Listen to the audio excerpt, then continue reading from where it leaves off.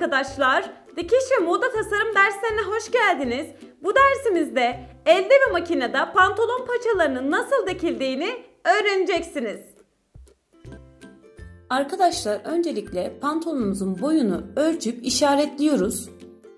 Daha sonra kaç santimden kıvırmak istiyorsak paçamızın dikiş payını her tarafa işaretliyoruz.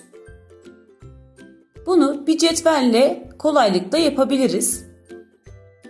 Eğer benim yaptığım gibi çizerseniz işiniz daha kolay olur. Ya da iğne ile işaretlersiniz, ütü çekersiniz arkadaşlar.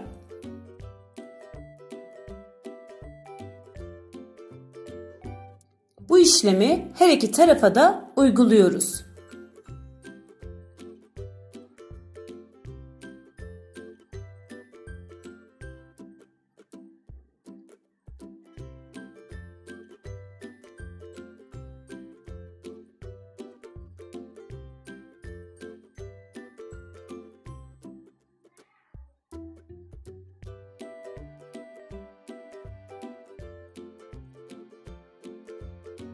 Evet, çizme işlemimizi bitirmiş olduk. Daha sonra bu payımızı içeri doğru kıvırıyoruz ve iğneliyoruz. Makine dikişi çekeceğiz. İsterseniz ütü de yapabilirsiniz arkadaşlar. Gördüğünüz gibi arkadaşlar paçamı iğneledim. Şimdi dikme işlemine başlıyorum. Dikme işlemini yapmadan önce arkadaşlar makinemin bu bölümünü çıkarıyorum. Dikiş yaparken paçam burada rahat dönecek. Sağlamlaştırma yapmayı unutmuyorum ve paçamın etrafını dikiyorum.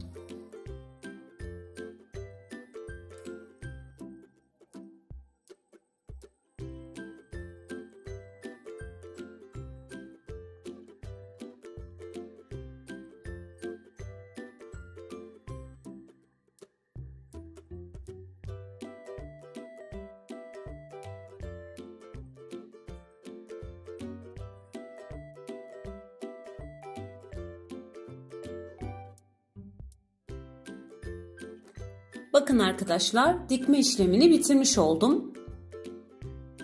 İçi de bu şekilde.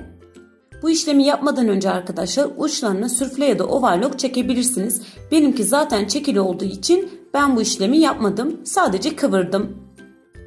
Bu aşamamızda da arkadaşlar gizli dikiş yöntemini göreceğiz. Aynı şekilde payımızı hesaplayıp kıvırıyoruz ve ütü çekiyoruz. Ütü önemli arkadaşlar. Dikiş işlemimizi kolaylaştıracak. Ve şimdi iğneliyoruz.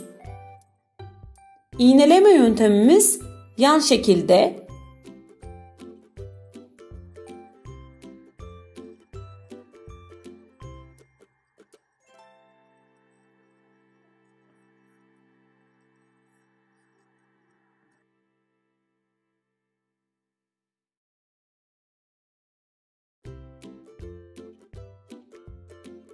Dikme işlemi için arkadaşlar normalde bu renkte bir ip kullanmam lazım.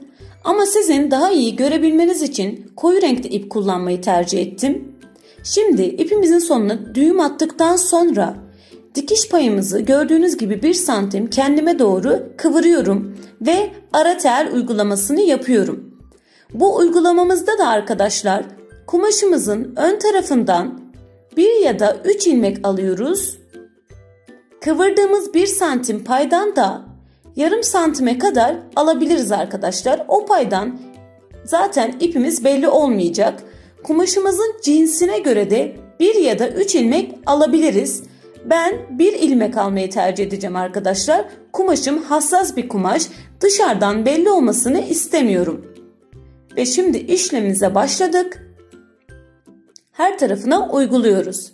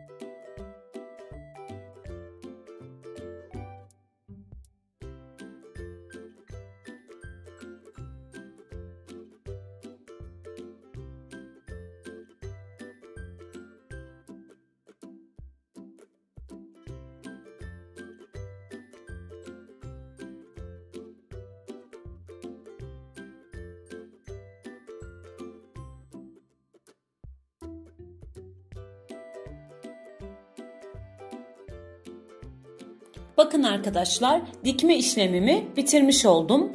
Koyu renkte ip kullanmama rağmen dışarıdan belli olmadı. Ama siz yine de kendi renginde ip kullanmayı tercih edin.